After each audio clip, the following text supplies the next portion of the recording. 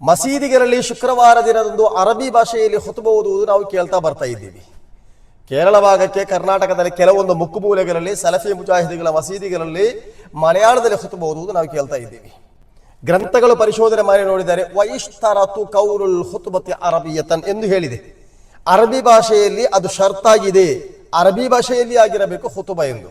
ಲಿ ಅನ್ನ ನಬಿಯ ಸಲ್ಲಲ್ಲಾಹು ಅಲೈಹಿ ವಸಲ್ಲಂ, ನಿಶ್ಚಯವಾಗಿಯೂ ಹುಜೂರ್ ಸಲ್ಲಲ್ಲಾಹು ಅಲೈಹಿ ವಸಲ್ಲಂ ಅಲ್ ಖುಲಫಾ ಬಅದಹು, ಅವರ ನಂತರ ಇದ್ದಂತಹ ಖುಲಫಾಗಳು ಕಾನು ಯಖ್ದುಬೂನ ಬಿಲ್ ಅರಬಿಯತಿ, ಕಾನು ಯಖ್ತುಬೂನ ಬಿಲ್ ಅರಬಿಯತಿ.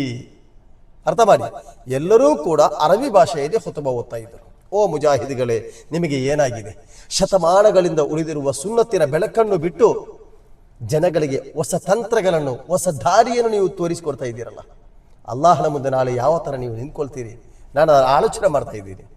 ಗಂಟೆಗಳನ್ನು ನೋಡಬೇಡಿ, ದಲೀಲುಗಳನ್ನು ನೋಡಿ, ಗ್ರಂಥಗಳನ್ನು ತೆಗೆಯಿರಿ, ಭಾವನೆಗಳನ್ನು ಯಾರ್ದು ಕೂಡ ನೀವು ಕೇಳಬೇಡಿ. ನೀವು ಏನ್ ಮಾಡಬೇಕು? ಸುನ್ನತನ್ನು ಕೇಳಿಕೊಂಡು ಜನಗಳಿಗೆ ಅದನ್ನು ಬಿತ್ತರಿಸಿ. ಅಲ್ಲಾಹು ನಿಮಗೆಲ್ಲರಿಗೂ ಹಿದಾಯತ್ ಕೊಡಲಿ. ಆಮೀನ್. ಅಸ್ಸಲಾಮು ಅಲೈಕುಂ ವರಹಮತುಲ್ಲಾಹಿ ವಬರಕಾತು.